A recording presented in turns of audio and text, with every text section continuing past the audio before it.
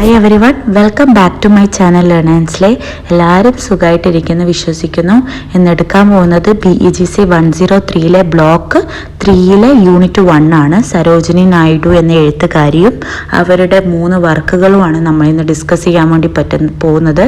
അപ്പം വളരെ ഹെൽപ്ഫുൾ ആയിട്ടുള്ള ക്ലാസ് ആയിരിക്കും. എല്ലാവരും എന്ത് ചെയ്യാം, മുഴുവനായിട്ട് കാണുക. അതുപോലെ തന്നെ നിങ്ങൾക്ക് നോട്ട്സിന് നല്ല റെസ്പോൺസാണ് കിട്ടിയിട്ടുള്ളത്. അപ്പോൾ ചില ആൾക്കാർ പുതിയതായിട്ടായിരിക്കും എൻ്റെ വീഡിയോസ് കാണുന്നുണ്ടാകുക. അങ്ങനെയുള്ളവർക്കായിട്ട് വീണ്ടും പറയുകയാണ്, നിങ്ങൾക്ക് BA ഇംഗ്ലീഷ് ഓണേഴ്സ് കോഴ്സിൻ്റെ നോട്ട്സ് ആവശ്യമുണ്ടെങ്കിൽ എനിക്ക് മെസ്സേജ് ചെയ്യുക. അപ്പോൾ പെർ സബ്ജക്റ്റിന് 100 റുപ്പീസാണ്. വളരെ ഹെൽപ്ഫുൾ ആയിട്ടുള്ള നോട്ട്സാണ്. എക്സാം ഓറിയൻറ്റഡ് ആയിട്ടുള്ള വളരെ ഈസി ടു അണ്ടർസ്റ്റാൻഡബിൾ ആയിട്ടുള്ള നോട്ട്സാണ്. എന്തായാലും നിങ്ങൾക്ക് എക്സാമിന് അത് മാത്രം എഴുതി പഠിച്ച് പോയാൽ മതി. നല്ല മാർക്ക് തന്നെ സ്കോർ ചെയ്യാൻ വേണ്ടി പറ്റും. ഇത്രയും കോൺഫിഡൻസോടെ പറയാൻ കാരണം ഓൾറെഡി ഒരുപാട് പേര് വാങ്ങിയിട്ടിട്ട് എല്ലാവരും നല്ല അഭിപ്രായങ്ങൾ പറഞ്ഞിട്ടുണ്ട്. അതുകൊണ്ടാണ് കേട്ടോ. അപ്പോൾ വേണ്ടവർ മെസ്സേജ് ചെയ്യുക. നമ്പർ ഞാൻ വാട്സപ്പ് നമ്പർ എന്ത് ചെയ്യാം, കമൻറ്റ് ബോക്സിലും ഡിസ്ക്രിപ്ഷൻ ബോക്സിലും കൊടുക്കാം. ഓക്കെ, അപ്പോൾ ഇനി നേരെ നമുക്ക് ക്ലാസ്സിലേക്ക് കടക്കാം അല്ലേ. അപ്പം നമ്മൾ ഇന്ന് കവർ ചെയ്യാൻ പോകുന്നത് BEGC 103 ബ്ലോക്ക് 3, അതായത് അതിൽ ഒരുപാട് പോയിന്റ്സ് ആണുള്ളത്. അതൊക്കെ നമുക്ക് ഒറ്റൊരു വീഡിയോയിൽ തന്നെ കവർ ചെയ്യാം. ഓക്കെ, അപ്പോൾ ആദ്യം നമുക്ക് നോക്കാം, ഇന്ത്യയിൽ എങ്ങനെയാണ് പോയട്രിയുടെ ഒരു തുടക്കം, എന്തൊക്കെയാണ് കാര്യങ്ങൾ എന്നുള്ളത് ആദ്യം നമുക്ക് നോക്കാം. India was under British rule for 200 years. India ആരുടെ കീഴിലായിരുന്നു? 200 വർഷക്കാലം ഇന്ത്യ ബ്രിട്ടീഷുകാരുടെ ഭരണത്തിന്റെ അണ്ടറിലായിരുന്നു ഉണ്ടായിരുന്നത്. Britishers came to India as merchants and traders. ബ്രിട്ടീഷുകാർ എങ്ങനെയാണ് ഇന്ത്യയിലേക്ക് കടന്നു വന്നത്? അവർ ട്രേഡേഴ്സായും മെർച്ചൻ്റായും, അതായത് വ്യാപാരികളുടെ രൂപത്തിലാണ് ഇന്ത്യയിലേക്ക് അവർ കടന്നു വന്നത്. ഗ്രാജ്വലി ബ്രിട്ടീഷുകാർ എന്ത് ചെയ്തു തുടങ്ങി? ഇന്ത്യയെ കോൺകർ ചെയ്തു. അതായത് ഇന്ത്യക്കാരെ എന്താക്കി? അവരുടെ അധീനത്തിലാക്കി. അതിനുശേഷം ഇവിടെ ഇംഗ്ലീഷ് എഡ്യൂക്കേഷൻ, ഓക്കെ, വിദ്യാഭ്യാസത്തിലും എന്ത് കടന്നു വന്നു? ഇംഗ്ലീഷ് കടന്നു വന്നു. ഇംഗ്ലീഷ് എഡ്യൂക്കേഷൻ എപ്പോഴാണ് സ്റ്റാർട്ട് ചെയ്തത്? 19th സെഞ്ച്വറിയിലാണ് ഇന്ത്യയിൽ സ്റ്റാർട്ട് ചെയ്തത്. ഓക്കെ, അപ്പോൾ ഇംഗ്ലീഷ് എഡ്യൂക്കേഷൻ തുടങ്ങിയാലല്ലോ ഇംഗ്ലീഷ് എന്ന ഭാഷയിൽ നമ്മൾ ഒരുപാട് പോയംസും പോയട്രി ഒക്കെ നമുക്ക് കാണാൻ വേണ്ടി പറ്റുള്ളൂ. അപ്പോൾ ഒരു 19th സെഞ്ച്വറി ആയപ്പോൾ ഇന്ത്യയിൽ എന്ത് വന്നു? ഇംഗ്ലീഷ് എഡ്യൂക്കേഷൻ സ്റ്റാർട്ട് ചെയ്യാൻ വേണ്ടിയിട്ട് തുടങ്ങി. അതുപോലെ തന്നെ 1835 1835 തോമസ് ബാരിങ്ടൺ മാക്വലെ ഒരു സ്പീച്ച് ഡെലിവർ ചെയ്തിട്ടുണ്ട്. അതിൽ അദ്ദേഹം പറയുന്നുണ്ട്, ഇന്ത്യൻ എഡ്യൂക്കേഷനിൽ എന്ത് കടന്നു വരണം? യൂറോപ്യൻ എഡ്യൂക്കേഷൻ കടന്നു വന്നാൽ അതെന്തായി മാറും? നമ്മുടെ ഇന്ത്യൻ എഡ്യൂക്കേഷൻ വളരെ ഇൻഫീരിയർ ആയിട്ട് മാറും. Okay, he believed Indian education is inferior than European education. അതായത് ഇന്ത്യൻ എഡ്യൂക്കേഷനിലേക്ക് ഇംഗ്ലീഷ് എഡ്യൂക്കേഷൻ കൂടി നമ്മൾ കൊണ്ടുവരണം എന്നൊരു അഭിപ്രായം അദ്ദേഹത്തിന്റെ സ്പീച്ചിൽ പറഞ്ഞിട്ടുണ്ട്. ഓക്കെ, വളരെ ഇമ്പോർട്ടൻ്റ് ആയിട്ടുള്ള ഒരു കാര്യം പറയാം. അതായത് ഇന്ത്യയിൽ ഏറ്റവും ആദ്യമായിട്ട് ഇംഗ്ലീഷ് പോയട്രി എഴുതിയ ഒരു ഇന്ത്യക്കാരൻ ആരായിരുന്നു? Henry Louis Derozio. അദ്ദേഹമായിരുന്നു ഫസ്റ്റ് ഇന്ത്യൻ ഇംഗ്ലീഷ് പോയം എഴുതിയിട്ടുള്ളത്. ഓക്കെ, പിന്നെ അതുപോലെ തന്നെ വേറെ കുറെ പോയറ്റ്സ് ഉണ്ട്. അവരാരൊക്കെയാണ് നമുക്കിനി നോക്കാം. രവീന്ദ്രനാഥ ടാഗോർ, പിന്നെ അതുപോലെ തന്നെ ശ്രീ അരബിന്ദോ, സരോജിനി നായിഡു, പിന്നെ തുരുദത്ത്, ഇങ്ങനെ ഒരുപാട് എഴുത്തുകാർ വേറെയും ഉണ്ട്. ഇംഗ്ലീഷ് എന്ന ലാംഗ്വേജിൽ പോയംസ് എഴുതി തുടങ്ങിയ പോയറ്റ്സ് ആയിട്ട് ഇവരെയും നമുക്ക് എന്ത് ചെയ്യാം, ഇവിടെ പറയാൻ വേണ്ടി പറ്റും. ഓക്കെ, പിന്നെ അതുപോലെ തന്നെ അടുത്തൊരു പോയറ്റ് ആയിരുന്നു നിസിം എസിക്കൽ. അദ്ദേഹത്തിന്റെ ഒരു കവിത നമുക്ക് ഇവിടെ പഠിക്കാനും ഉണ്ട്. അദ്ദേഹത്തെ കുറിച്ച് പറയുകയാണെങ്കിൽ അദ്ദേഹം consider to be the pioneer of modern English poetry. Modern Indian English പോയട്രിയുടെ പയനിയർ ആയിട്ട് ആരെയാണ് നമുക്ക് കണക്കാക്കാൻ പറ്റുക?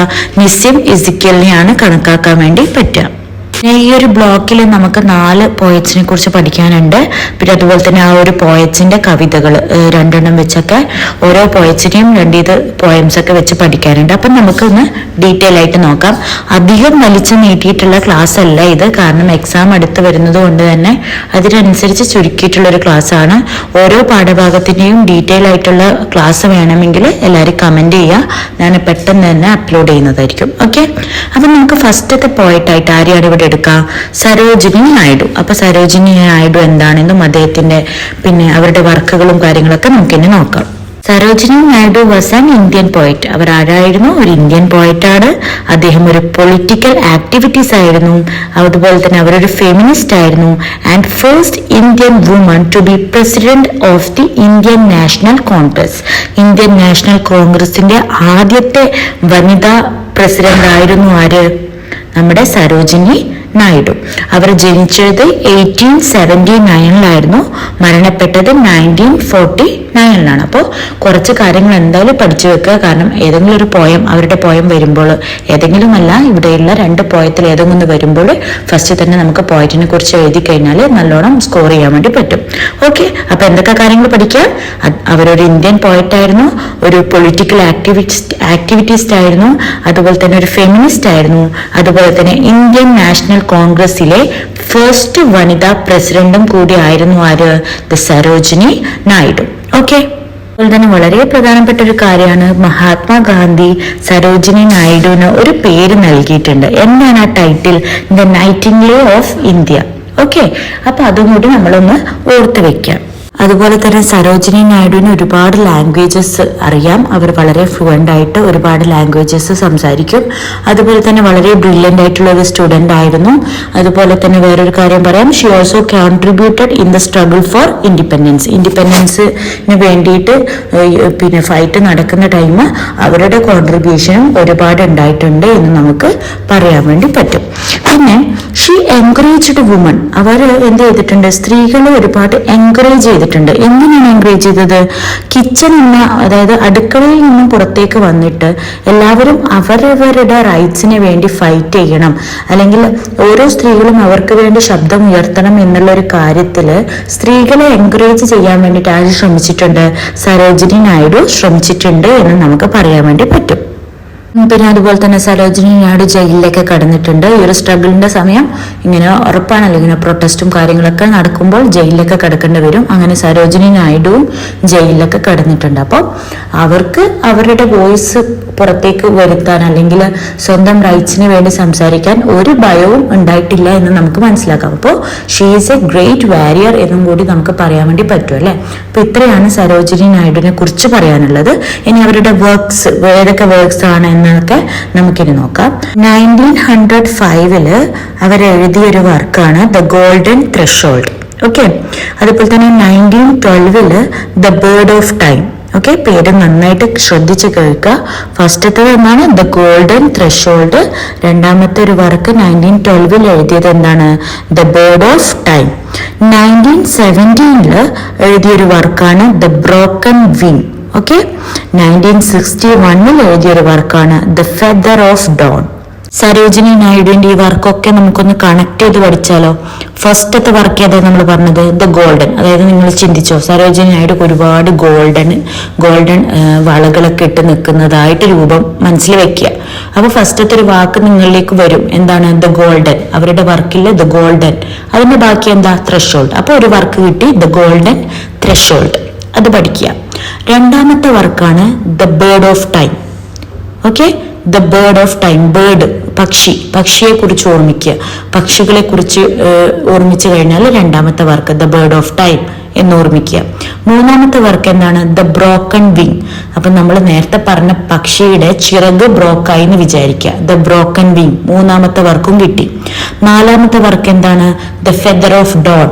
ആ പക്ഷിയുടെ തൂവല് വീണ്ടും രാവിലെ ആയപ്പോൾ തിരിച്ചു വന്നു എന്ന് ചിന്തിക്കുക. The feather of dawn. Feather എന്ന് പറയുന്നത് തൂവലാണ്, ഡോൺ എന്ന് പറയുന്നത് രാവിലേക്കാണ് ഡോൺ എന്ന് പറയുക. അപ്പോൾ നേരത്തെ ബ്രോക്കായ വിങ്ങൊക്കെ ഉണ്ടായിരുന്ന ആ പക്ഷിയുടെ ഫെദറൊക്കെ തിരിച്ചു വന്നു. അപ്പൊ 4 വർക്കുകൾ പഠിച്ചല്ലോ, ഒന്ന് മനസ്സിലേക്ക് നോക്കി നോക്കിയേ. ഫസ്റ്റത്തെ വർക്ക് ഏതാണ്? The golden threshold. Second work എന്താണ്? The bird of time. Third work ഏതാണ്? The broken wing. And the fourth work ഏതാണ്? The feather of dawn. അപ്പൊ 4 വർക്കുകളും നമ്മൾ പഠിച്ചു കഴിഞ്ഞു സരോജിനി നായിഡുവിന്റെ. ഓക്കെ, അപ്പൊ അത്രയും കാര്യങ്ങൾ വളരെ ക്ലിയർ ആയല്ലോ. ഈ വർക്കുകളിൽ ആദ്യത്തെ 3 വർക്കുകളും എപ്പോഴാണ് പബ്ലിഷ് ചെയ്തത്? അവരുടെ ലൈഫ് ടൈമിൽ. അവള് ജീവിച്ചിരിക്കുന്ന, സരോജിനി നായിഡു ജീവിച്ചിരുന്ന ടൈം തന്നെയാണ് ഈ 3 വർക്കുകളും പബ്ലിഷ് ചെയ്തത്. എന്നാൽ ലാസ്റ്റത്തെ the feather of dawn publish ചെയ്തത് അവരുടെ മരണശേഷമാണ്. ഓക്കെ, ഇത്രയും കാര്യങ്ങളൊക്കെ ആയല്ലോ. ഈ ഒരു ബ്ലോക്കിൽ നമുക്ക് സരോജിനി നായിഡുവിന്റെ 3 പോയംസ് പഠിക്കാനുണ്ട്. പാലങ്കിൻ ബിയറേഴ്സ്, പിന്നെ അതുപോലെ തന്നെ ദ ബേർഡ് ഓഫ് ടൈം, പിന്നെ അതുപോലെ തന്നെ ബാംഗിൾ സെല്ലർ എന്നിങ്ങനെയുള്ള 3 പോയംസ് പഠിക്കാനുണ്ട്. അപ്പൊ നമുക്ക് ഏതൊക്കെയാണ് അത്, അല്ലെങ്കിൽ എന്തൊക്കെയാണ് ആ കവിതകളിൽ പറയുന്നത് എന്ന് നോക്കാം. ഫസ്റ്റ് തന്നെ നമ്മൾ നോക്കാൻ പോകുന്നത് പാലങ്കിൻ ബിയറേഴ്സ് ആണ്. പാലങ്കിൻ എന്ന് പറയുന്നത് പല്ലക്കില്ലേ, നമ്മുടെ പണ്ട് കാലത്ത് കണ്ടുവന്ന പല്ലക്ക്, ഈ രാജ്ഞിമാരെയൊക്കെ കൊണ്ടുപോകുന്ന പല്ലക്കൊക്കെ കണ്ടിട്ടുണ്ടാവില്ലേ സീരിയലിലൊക്കെ, അപ്പൊ അതിനെയാണ് പാലങ്കിൻ എന്ന് പറയുന്നത്. Palanquin bearers was composed on August 7. അപ്പോൾ ഈ ഒരു പോയം സരോജിനി നായിഡു കമ്പോസ് ചെയ്തത് ആഗസ്റ്റ് 7-നായിരുന്നു 1903. Okay, it is present in the volume the golden threshold. അപ്പൊ നമ്മൾ നേരത്തെ ഫസ്റ്റ് പഠിച്ചിട്ടില്ലേ the golden threshold, Sarojini Naidu work. ആ വർക്കിൽ പ്രസന്റ് ആയിട്ടുള്ള ഒരു വോളിയമാണ് എന്ത്, ഈ പാലങ്കിൻ ബിയറേഴ്സ് എന്നുള്ള ഈ ഒരു poem. The poem is set in the early 20th century when palanquin used to be a common sight in Indian street. അപ്പോൾ ഈ ഒരു കവിത സെറ്റ് ചെയ്തിരിക്കുന്നത് 20th സെഞ്ചുറി, അതായത് 20th സെഞ്ചുറി, ഏർലി 20th സെഞ്ചുറിയിൽ ആണ് ഈ ഒരു കവിതയുടെ സെറ്റിംഗ് നടന്നിരിക്കുന്നത്. മീൻ പല്ലക്കീൻ അല്ലെങ്കിൽ പല്ലക്ക് വളരെയധികം വളരെ നോർമലായിട്ട് എല്ലാ സ്ട്രീറ്റിലും കണ്ടുവരുന്ന ഒരു സാധനമായിരുന്നു ആ ടൈമിൽ പല്ലക്ക്. ഇന്ന് അങ്ങനെ കാണാൻ കഴിയുന്നുണ്ടോ? ഇന്ന് നമുക്ക് സ്ട്രീറ്റുകളിൽ പല്ലക്ക് കാണാൻ കഴിയുന്നുണ്ടോ? ഇല്ല അല്ലെ. അപ്പോൾ ഈ ഒരു ഏർലി 20th സെഞ്ചുറി ടൈമിൽ പല്ലക്ക് എന്ന് പറയുന്നത് വളരെ കോമൺ ആയിട്ടുള്ള ഒരു കാര്യമായിരുന്നു സ്ട്രീറ്റുകളിൽ. ഓക്കെ, അപ്പൊ അത്രയാണ് അവിടെ പറയാൻ പറ്റുന്നത്. അതുപോലെ തന്നെ ആ ഒരു ടൈമിൽ ഈ കല്യാണം കഴിഞ്ഞ സ്ത്രീകൾ ഉണ്ടാവുമല്ലോ, അവരുടെ സ്വന്തം വീട്ടിൽ നിന്നും ഭർത്താവിന്റെ വീട്ടിലേക്ക് പോകുന്നത് ഈ ഒരു പല്ലക്കിൽ ഇരുന്നു കൊണ്ടായിരുന്നു. ഓക്കെ, അപ്പം വളരെ കോമൺ ആയിട്ടുള്ള ഒരു സൈറ്റ് ആയിരുന്നു പല്ലക്ക് എന്ന് പറയുന്നത്. ഓക്കെ, അതുപോലെ തന്നെ ഈ പല്ലക്ക് ചുമക്കാൻ ആൾക്കാർ വേണ്ടേ, അല്ലാതെ വെറുതെ കയറി ഇരുന്നിട്ട് കാര്യമില്ലല്ലോ, ഇത് ചുമന്നു കൊണ്ട് പോകണ്ടേ. ഈ ചുമന്നു കൊണ്ട് പോകുന്ന ആൾക്കാരെയാണ് എന്ത് പറയാ, പാലങ്കിൻ ബിയറേഴ്സ്. ബിയറേഴ്സ് എന്ന് പറഞ്ഞാൽ എന്താണ്, അത് താങ്ങി നിൽക്കുന്നവരല്ലേ. അപ്പൊ ഈ പല്ലക്കിനെ എടുത്തു കൊണ്ടുപോകുന്നവരെയാണ് എന്ത് പറയുന്നത്, പാലങ്കിൻ ബിയറേഴ്സ് എന്ന് പറയുന്നത്. അതാണ് ഈ ടൈറ്റിലും, ഈ പോയത്തിന്റെ ടൈറ്റിലും അത് തന്നെയാണ്. ഓക്കെ, അതുപോലെ തന്നെ ഈ ഒരു പോയത്തിന്റെ ഈ ഒരു ടോൺ എന്ന് പറയുന്നത് വളരെ റൊമാൻറ്റിക് ആണ്. അതുപോലെ തന്നെ വളരെ ചിയർഫുൾ ആയിട്ടുള്ള ഒരു ടോണാണ് നമുക്ക് ഈ പോയത്തിന് കാണാൻ കഴിയുക. കാരണം എന്താണെന്ന് വെച്ചാൽ ഈ പാലങ്കിൻ ബിയറേഴ്സ് ഉണ്ടാവല്ലോ, ഇത് എടുത്തുകൊണ്ട് പോകുന്ന ചുമക്കുന്ന ആൾക്കാർ, അവര് പാട്ട് പാടിയും ഡാൻസ് കളിച്ചൊക്കെയാണ് ഈ ഒരു ബ്രൈഡിനെ എന്ത് ചെയ്യുക, അവരുടെ ഹസ്ബൻഡിന്റെ വീട്ടിലേക്ക് കൊണ്ടുപോകുക. അപ്പൊ ഒരു വളരെ ചിയർഫുൾ ആയിട്ടുള്ള, എന്താ പറയാ, ഹാപ്പി ആയിട്ടുള്ള ഒരു പോയമായിട്ട് നമുക്ക് കാണാൻ വേണ്ടി പറ്റും. അതുപോലെ തന്നെ ഈ ഒരു പോയത്തിൽ നമുക്ക് ഒരുപാട് ഇമേജറീസ് കാണാൻ വേണ്ടി പറ്റും. അത് ഏതൊക്കെയാണെന്ന് നമുക്കൊന്ന് നോക്കാം. നമുക്ക് കാണാൻ വേണ്ടി പറ്റും skimming on the form of A stream, tear falling from the eyes of a bride. ഇങ്ങനെ ഒരുപാട് തരത്തിലുള്ള ഇമേജസ് നമുക്ക് ഈ പോയത്തിലൂടെ കാണാൻ വേണ്ടി സാധിക്കും. അതുപോലെ തന്നെ ഇതിൽ ഒരുപാട് സിമിലീസ് ഉണ്ട്. സിമിലീസ് എന്ന് പറയുമ്പോൾ എന്താണ്, ഒന്നിനെ മറ്റൊന്നുമായിട്ട് കമ്പയർ ചെയ്യുക അല്ലെ. അപ്പൊ sways like a flower, skims like a bird, floats like a star, ഇങ്ങനെ ഒരുപാട് തരത്തിൽ ഒന്നിനെ മറ്റൊന്നുമായിട്ട് കമ്പയർ ചെയ്യുന്ന തരത്തിലുള്ള സിമിലീസും നമുക്ക് ഈ ഒരു പാലങ്കിൻ ബിയറേഴ്സ് എന്ന കവിതയിൽ കാണാൻ വേണ്ടി സാധിക്കും. ഇനി അതുപോലെ തന്നെ ഈ സിമിലീസ് നമുക്ക് എങ്ങനെ പെട്ടെന്ന് തിരിച്ചറിയാൻ പറ്റുക? സിമിലീസ് എന്ന് പറയുന്നത് തിരിച്ചറിയാൻ വേണ്ടിയിട്ടുള്ള ഒരു ട്രിക്ക് എന്താണെന്ന് വെച്ചാൽ, ഒന്നിക്കൽ അതിൽ നമുക്ക് ആ ഒരു വരികളിൽ ലൈക്ക് എന്നുള്ളൊരു വാക്ക് അതിനെ കണക്ട് ചെയ്യാൻ വേണ്ടിയിട്ട് ഉപയോഗിച്ചിട്ടുണ്ടാവും. അല്ലെങ്കിൽ ആസ്, ലൈക്ക് എന്നിങ്ങനെയുള്ള കണക്ടർ വേർഡ്സ് എന്തിൽ യൂസ് ചെയ്തിട്ടുണ്ടാവും, ആ ഒരു ലൈനിൽ യൂസ് ചെയ്തിട്ടുണ്ടാവും. അപ്പം അതൊക്കെയാണ് സിമിലീസ് എന്ന് പറയുന്നത്. ഇവിടെ തന്നെ നമുക്ക് നോക്കിയാൽ കാണാൻ വേണ്ടി പറ്റും. എന്താണ് ഇവിടെ ഉള്ളത്, സ്വൈസ് ലൈക്ക് എ ഫ്ലവർ, ലൈക്ക് എന്നുള്ള ഒരു വാക്ക് വന്നല്ലോ, ആ ഒരു കണക്റ്റിംഗ് വാക്ക് വന്നല്ലോ. അപ്പൊ ഇതൊക്കെ സിമിലീസ് ആണ്. Skims like a bird, floats like a star എന്നിങ്ങനെയുള്ളത്. ഓക്കെ, അപ്പൊ ഇത്രയൊക്കെയാണ് പാലങ്കിൻ ബിയറേഴ്സിൽ നമുക്ക് പറയാനുള്ളത്. അടുത്തതായിട്ട് സരോജിനി നായിഡുയുടെ അടുത്തൊരു വർക്കിലേക്ക് കടക്കാം, the bird of time. Okay, അപ്പോൾ സരോജിനി നായിഡുയുടെ ദ ഗോൾഡൻ ത്രഷോൾഡ് എന്ന വർക്കിനെ കുറിച്ച് നമ്മൾ പറഞ്ഞല്ലോ, അതിലെ പാലങ്കിൻ ബിയറേഴ്സിനെ കുറിച്ച് നമ്മൾ ഓൾറെഡി ഡിസ്കസ് ചെയ്തു. ഓക്കെ, ആ ഒരു വർക്കിന് ശേഷം സരോജിനി നായിഡു എഴുതിയ ഒരു സെക്കൻഡ് പബ്ലിക്കേഷൻ ആണ് ദ ബേർഡ് ഓഫ് ടൈം എന്ന് പറയുന്നത്. ഇത് ഏത് വർഷമാണ് എഴുതിയത്? 1912 എഴുതിയത്. ഇത് ഒരു 46 പോയംസ് അടങ്ങിയിട്ടുള്ള ഒരു വോളിയമാണ്. ആണ്. ഓക്കെ, ഇതിൻ്റെ ഒരു പൊയറ്റിക്കൽ ടേംസ് നോക്കുകയാണെങ്കിൽ ഇത് കുറച്ചും കൂടി മെച്ചുവേർഡ് ആയിട്ടുള്ള ബുക്കാണ്. ഇതിൽ ഒരുപാട് ഫിലോസഫിക്കൽ റിഫ്ലക്ഷൻസും ഫിലോസഫിക്കൽ തോട്ട്സ് ഒക്കെ അടങ്ങിയിട്ടുള്ള ഒരു ബുക്കാണിത്. അതുപോലെ തന്നെ ഈ ഒരു പോയത്തിൽ സരോജിനി നായിഡു അവളെ തന്നെ എന്തായിട്ട് പറയാണ്, ഫിഗറേറ്റീവ്ലി അവരെ തന്നെ ദ ബേർഡ് ഓഫ് ടൈം ആയിട്ട് കണക്കാക്കുകയാണ്. ഓക്കെ, ഒരു പക്ഷിയായിട്ട് കണക്ക് കൂട്ടുകയാണ്. The poem is very important in so far as Sarojini indicates the subject matter of her poetry and the source where from she has learn the changing measure of her songs. അപ്പം ഈ ഒരു കവിതയിൽ നമുക്ക് കാണാൻ പറ്റുന്നത് സരോജിനി നായിഡു തൻ്റെ തന്നെ പോയത്തിനെ കുറിച്ചും പോയട്രിയെ കുറിച്ചും ഒക്കെ സംസാരിക്കുകയാണ് ചെയ്യുന്നത്. Okay, she is asking about the nature of her songs. അവളുടെ പാട്ടുകളുടെ അല്ലെങ്കിൽ പോയത്തിൻ്റെ നേച്ചർ എന്താണ് എന്നാണ് അവൾ ഓഡിയൻസിനോടായിട്ട് ചോദിക്കുന്നത്. The bird of time replies that her songs deal with life's glory. അപ്പോൾ ഈ ബേർഡ് ഓഫ് ടൈം എന്ത് റിപ്ലൈ കൊടുക്കുകയാണ്, നിന്റെ പാട്ടുകൾ എന്തിനെയാണ് ഡീൽ ചെയ്യുന്നത് പറയുന്നത്, life of glory and gladness, sorrow, conflict, വിഷമങ്ങളെക്കുറിച്ച് അല്ലെങ്കിൽ ജോയ്, ഹോപ്പ്, എന്താ പറയുക, ഒരുപാട് പേരുടെ ഹോപ്പിനെ കുറിച്ച് അല്ലെങ്കിൽ സന്തോഷങ്ങളെക്കുറിച്ച്, വിഷമങ്ങളെക്കുറിച്ച്, കോൺഫ്ലിക്റ്റിനെ കുറിച്ച്, ഗ്ലോറിയെക്കുറിച്ച് എന്നിങ്ങനെയുള്ള കോൺസെപ്റ്റിനെയാണ് നിന്റെ പാട്ടുകൾ ഡീൽ ചെയ്യുന്നത് എന്ന് ബേർഡ് ഓഫ് ടൈം എന്ത് ചെയ്യാണ്, സരോജിനി നായിഡുവോട് റിപ്ലൈ ചെയ്യാണ്. Okay, the poem the bird of time rings with melody through out. അപ്പോൾ നമുക്ക് ഈ ഒരു പോയത്തിൽ അധികം കാണാൻ പറ്റുന്ന ഒരു മെലഡി നമുക്ക് ത്രൂ ഔട്ട് ദ പോയത്തിൽ കാണാൻ വേണ്ടി പറ്റുന്നുണ്ട്.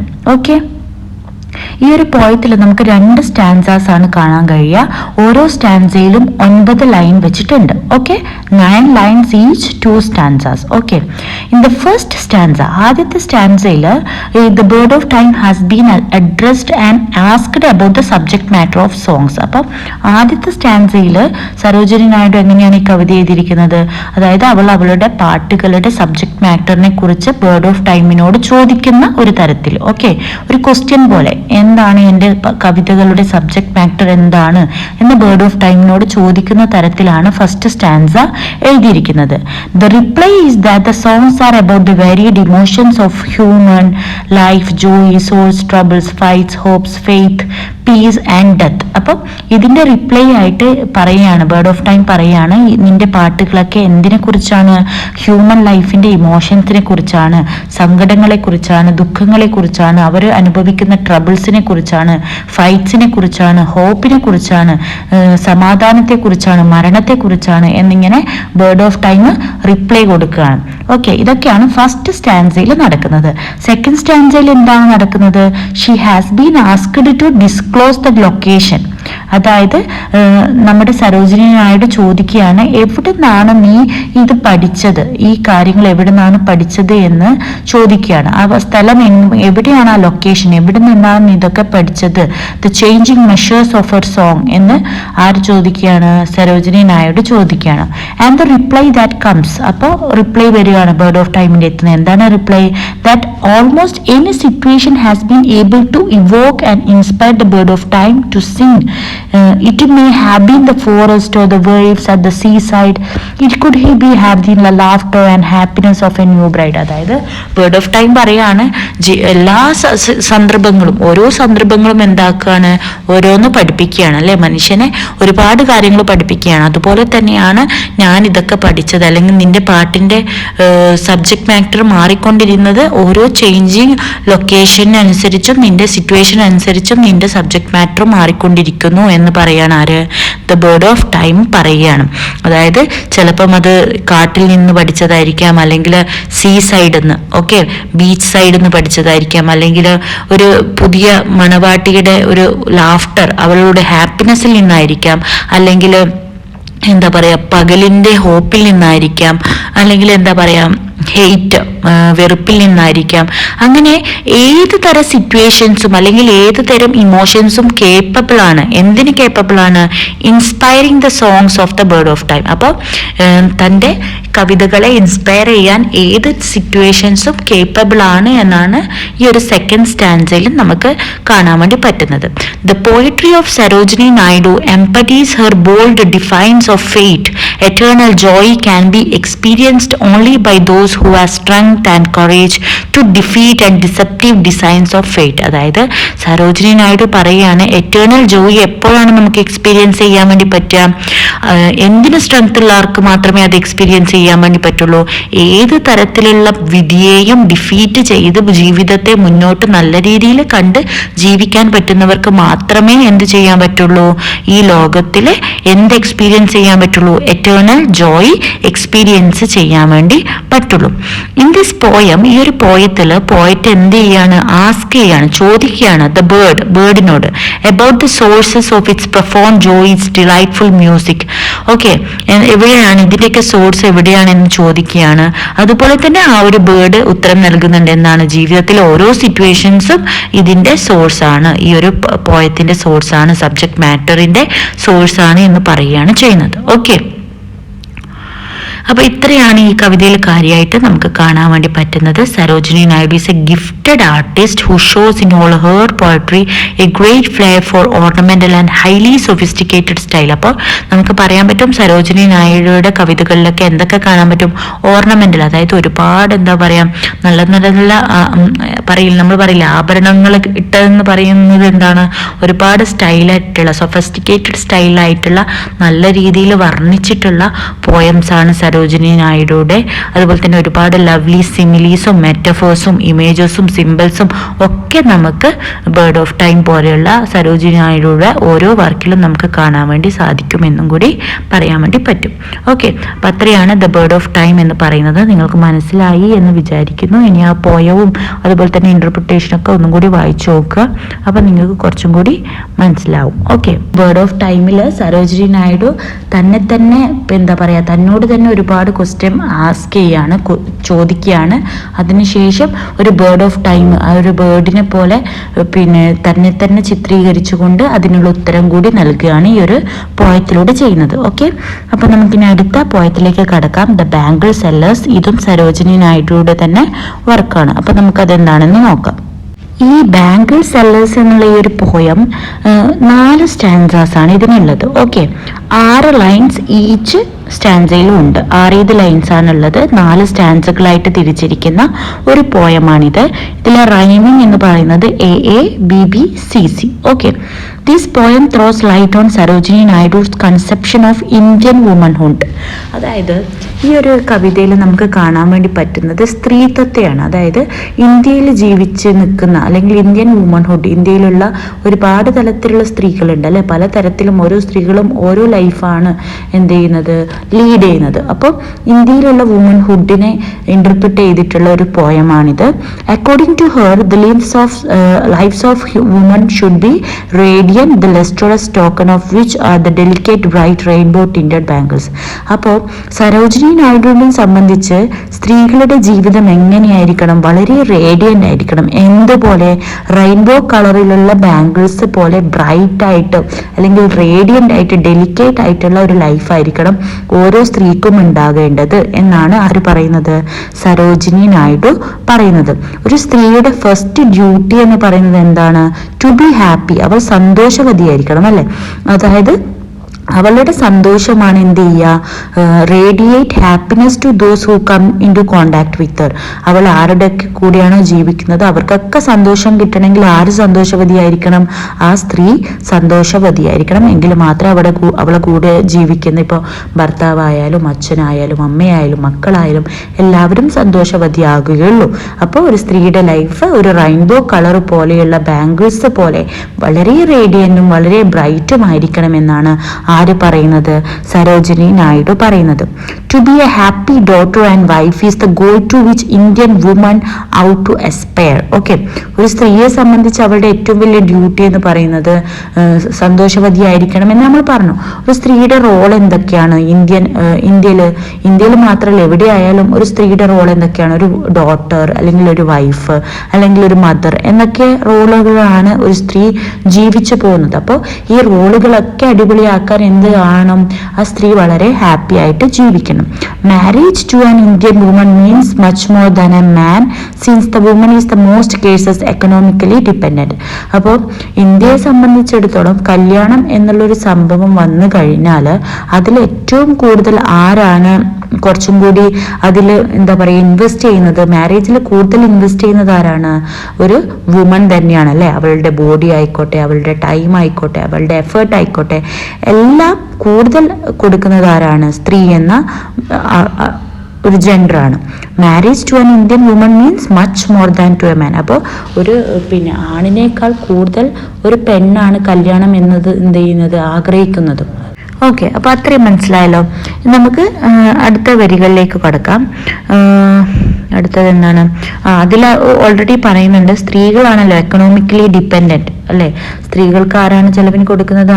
അധിക മാരേജിലും പുരുഷനാണ് ചെലവുകൾ കൊടുക്കുന്നത്. അപ്പോൾ ഒരു സ്ത്രീയാണ് കൂടുതൽ ഒരു മാരേജിനെ ആഗ്രഹിക്കുന്നതും. ഓക്കെ, അപ്പോൾ അതാണ് അവളുടെ ഒരു ടേണിംഗ് പോയിന്റ്. ലൈഫിൽ വളരെ ഒരു ടേണിംഗ് പോയിന്റ് ആയിട്ട് കണക്കാക്കുന്നത് മാരേജ് ആണ്. Sarojini symbolises the heard desire of a bride with a rich red colour of her bangles. അപ്പോൾ ഇവിടെ സരോജിനി നായിഡു ഒരു സ്ത്രീയുടെ, ഒരു ബ്രൈഡിന്റെ, ഒരു പുതുമണവാട്ടിയുടെ മനസ്സിലെ ആഗ്രഹത്തെ എന്ത് കളർ ഓഫ് ബാംഗിൾസ് ആയിട്ടാണ് കണക്ട് ചെയ്യുന്നത്? Red colour. ഓക്കെ, നമുക്കറിയാം ഒരു എന്താ പറയുക, കല്യാണ പെണ്ണ് എന്ന് പറയുമ്പോൾ ചുവന്ന വളകൾ എന്ന് പറയുന്നത് വളരെയധികം കണക്ട് ചെയ്യപ്പെടുന്ന ഒരു കളറാണ് അല്ലെ? അപ്പൊ ഇവിടെ സരോജിനി നായിഡു ഒരു ബ്രൈഡിനെ എന്തുമായിട്ട്, അവളുടെ മനസ്സിലെ ഇഷ്ടങ്ങളെ, ഡിസയറിനെ എന്ത് കളർ ഓഫ് ബാംഗിൾസ് ആയിട്ടാണ് കണക്ട് ചെയ്യുന്നത്? റെഡ് കളർ ബാംഗിൾസ് ആയിട്ടാണ് കണക്ട് ചെയ്യുന്നത്. The would be bride responds to the laughter of the intimate companions of her girlhood as the tease her about her coming marriage. അപ്പോൾ ഇതിൽ നമുക്ക് കാണാൻ പറ്റും ആ ബ്രൈഡിനെ, അതായത് ബ്രൈഡാകാൻ പോകുന്ന ആ പെൺകുട്ടിയെ അവളുടെ ചങ്ങാതിമാരൊക്കെ എന്ത് ചെയ്യുന്നുണ്ട്? ടീസ് ചെയ്യുന്നുണ്ട്, കളിയാക്കുന്നുണ്ട്. അവളുടെ വരുന്ന കല്യാണത്തെ കുറിച്ച് പറഞ്ഞും എന്താ പറയാ ചെക്കനെ കുറിച്ചൊക്കെ പറഞ്ഞിട്ട് ഇങ്ങനെ കളിയാക്കുന്നതൊക്കെ നമുക്കിവിടെ കാണാൻ പറ്റും. She sheds tears as she leaves Har fathers house. അപ്പോൾ അവൾ എന്ത് ചെയ്യുന്നുണ്ട്? കല്യാണം കഴിഞ്ഞിട്ട് പോകുന്ന ടൈമിൽ എന്ത് ചെയ്യുന്നുണ്ട്? കരയുന്നുണ്ട്. അവളുടെ അച്ഛന്റെ വീട് വിട്ടിറങ്ങുമ്പോഴോ അവള് കരയുന്നുണ്ട്. Okay, hence Sarojini Naidu speaks of the bridal laughter and the bridal tears which, like the bangles she wears, are tingling, luminous, tender and clear. അപ്പോൾ സരോജിനി നായിഡു എന്ത് പറയുന്നുണ്ട്? അവളുടെ ആ ഒരു പുതിയ മണവാട്ടിയുടെ ചിരിയെയും അവളുടെ കരച്ചിനെയും ഒക്കെ എന്ത് ചെയ്യാണ്? ആ ഒരു ബാംഗിൾസുമായിട്ട് കണക്ട് ചെയ്തിട്ടാണ് ആര് പറയുന്നത്? സരോജിനി നായിഡു ഇവിടെ പറയുന്നത്. Bangle sellers confines itself to the different stages in a woman's life. ഒരു സ്ത്രീയുടെ ജീവിതത്തിലെ ഡിഫറെന്റ് സ്റ്റേജസിനെ കൺഫൈൻ ചെയ്തിട്ടുള്ള ഒരു പോയമാണ് ഈ ബാംഗിൾ സെല്ലേഴ്സ് എന്ന് പറയുന്നത്. ഓരോ സ്റ്റേജിനെയും ഓരോ തരത്തിലുള്ള ബാംഗിൾസുമായിട്ട്, അപ്രോപ്രിയേറ്റ് ആയിട്ട് ഉള്ള ബാംഗിൾസുമായിട്ട് കണക്ട് ചെയ്തിട്ടാണ് നമുക്ക് ഈ ഒരു കവിത കാണാൻ വേണ്ടി പറ്റുക. Rainbow tinted circles of light carried by the bangle sellers to the temple fair are lustrous tokens of radiant lives for happy daughters and happy wives. അപ്പോൾ ആദ്യം നമ്മൾ കണ്ട കളർ ഓഫ് ബാംഗിൾ എന്നാണ്? റെയിൻബോ കളറാണ് അല്ലേ?